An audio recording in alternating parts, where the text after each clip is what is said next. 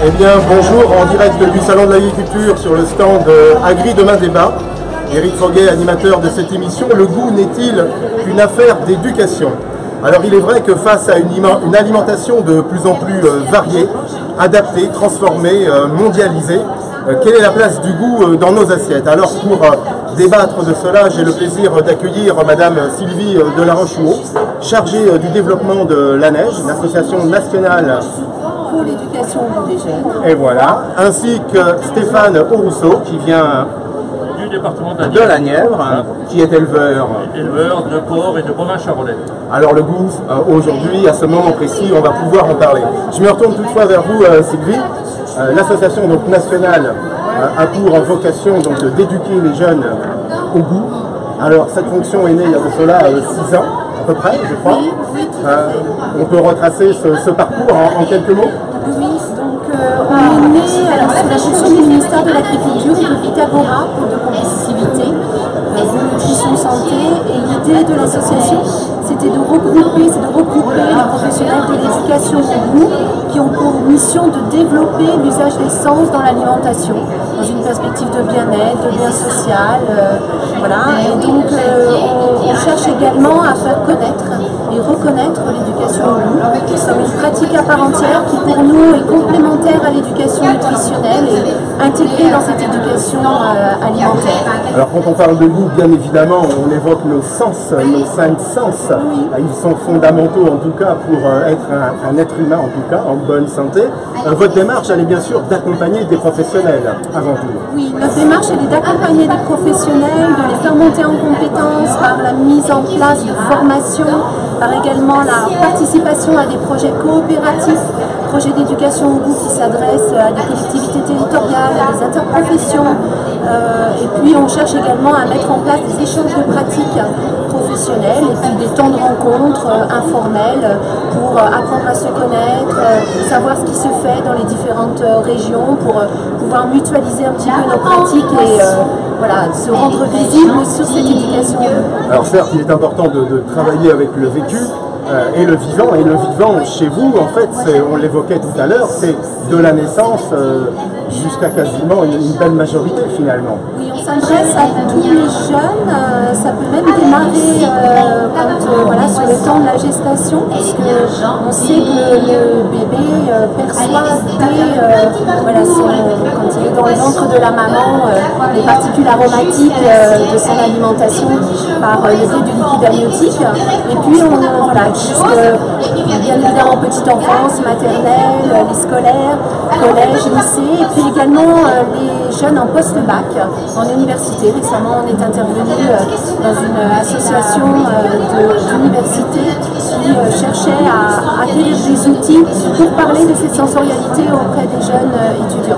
Alors bien sûr, on parle d'outillage, on l'a évoqué, il y a toute une démarche pédagogique et je reviens quand même sur cette notion de sensorialité, ces 5 sens. Il est bon quand même de les revisiter, on les connaît, mais on va les prendre un par un. Donc on a bien sûr le goût. Alors avant tout, je me permets, oui. On a d'abord la vue, oui, qui en fait crée des attentes gustatives sur l'aliment qu'on a en face de nous. Et ces attentes, elles naissent de notre culture alimentaire, de toutes nos expériences antérieures sur l'aliment. Ensuite, on a bien évidemment l'odorat qu'on exerce quand on sent l'aliment, mais également qu'on exerce quand on a l'aliment dans la bouche. On a le toucher, on peut toucher avec les doigts. Donc là, le toucher, la vue et puis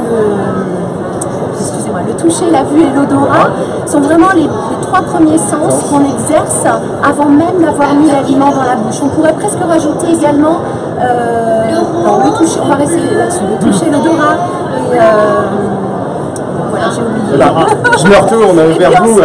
Oui, Stéphane. Voilà.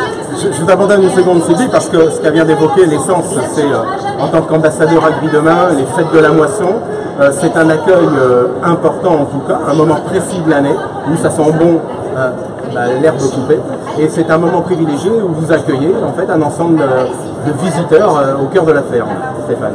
Voilà, ce qu'on a souhaité au travers de cette démarche, c'est d'engager une relation directe avec le grand public, parfois avec notre voisinage d'ailleurs assez rapproché, même si dans ces fêtes des moissons on a des visiteurs qui font une cinquantaine de kilomètres, mais avoir cette relation directe sans passer par le filtre des médias ou par le filtre d'autres intervenants, pour voilà, expliquer très clairement comment on travaille, voilà, montrer, ouvrir nos exploitations.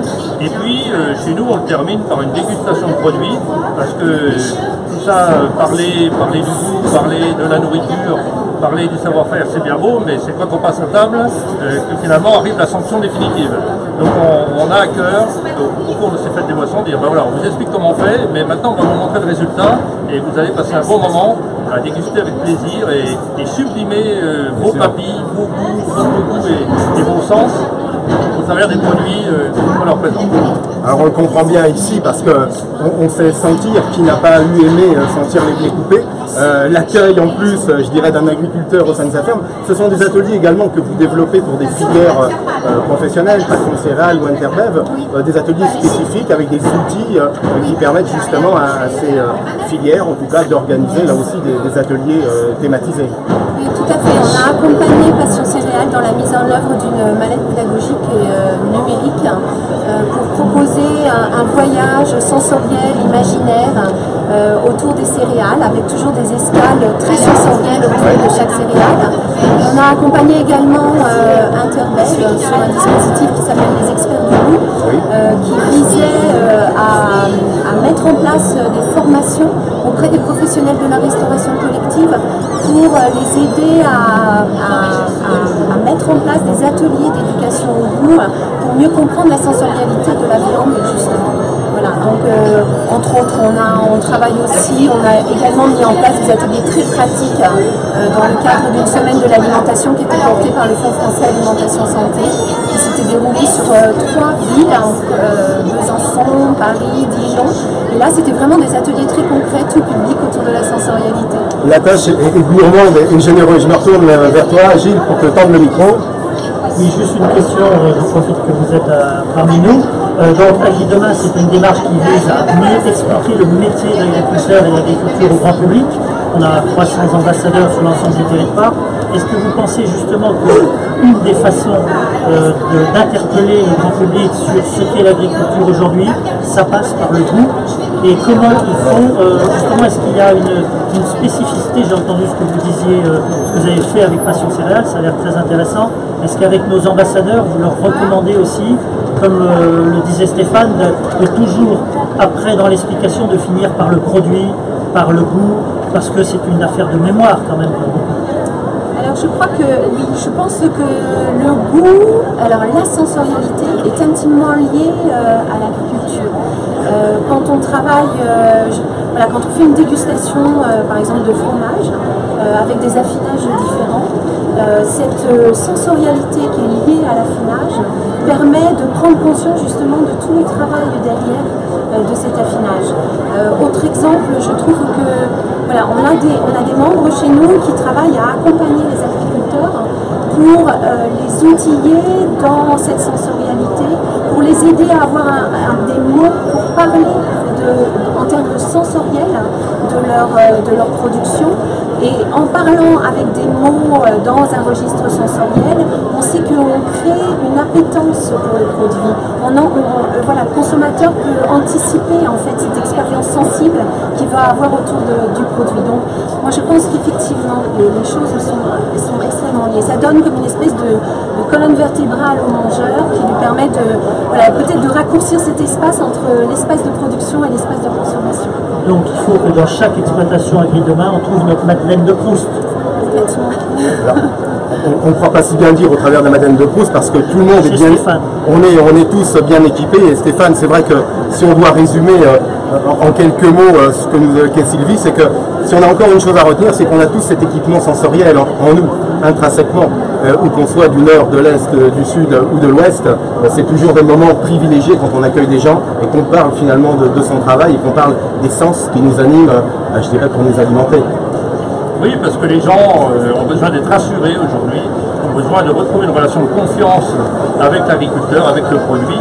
Et quand on le rentre, on voit bien, ici j'ai amené aujourd'hui des produits qu'on a confectionnés, qu'on a réalisés nous-mêmes sur la ferme, et finalement les questions, porte sur l'origine, comment vous y êtes pris, quelles sont même les recettes, enfin, et tout de suite on arrive aussi sur l'animal, comment l'animal a été élevé, comment vous y prenez, et c'est quelque chose que nous, sur l'exploitation, on a envie d'exploiter demain, parce qu'aujourd'hui on le fait de manière un peu artisanale. Après une période d'ailleurs où nos parents l'ont fait de manière systématique, la vente à la ferme c'était quelque chose qui se faisait dans toutes les fermes. Le poids des normes a fait que ça s'est arrêté, et là nous avons sur notre exploitation un projet avec l'installation d'une jeune fille qui va venir nous rejoindre dans le GAEC et qui va développer un atelier, une production, parce que c'est sa formation, c'est aussi la compagne de mon fils, et donc elle va développer un atelier, une production de vente à la ferme avec de la transformation, parce que ça nous semble attendre, voilà, le moyen de valoriser au maximum ces produits auprès des gens qui sont en recherche de goût et en recherche de saveur. Alors on comprend, Gilles, c'est une ferme à suivre au sein des ambassadeurs. Quant à nous, Sylvie, pour être au plus près en tout cas de ce qu'on a évoqué à l'instant, je crois que plusieurs ateliers sont proposés dans le Hall 4 ce dimanche et ce mardi, où on va pouvoir comprendre d'une manière très opérationnelle ce qu'on est en train d'évoquer, c'est-à-dire le travail de nos sens. Hein. Oui. Les rendez-vous sont ils sont dimanche en début d'après-midi et mardi en fin de matinée. Et donc c'est effectivement des ateliers qui sont mis en place, calqués sur le dispositif des classes du goût qui est porté par le ministère de l'Agriculture au sein du Programme national de l'alimentation et qui montre les fameuses 3 étapes de la dégustation dont j'ai commencé à parler et qui cherche vraiment à entretenir le plaisir, la sensorialité dans l'alimentation comme un vecteur de changement du comportement alimentaire aussi. Eh bien, chose dite, ça va être chose faite. On va se retrouver dans quelques instants au jardin Agri Demain pour continuer notre conversation, mais d'une manière plus sensorielle. A tout de suite donc.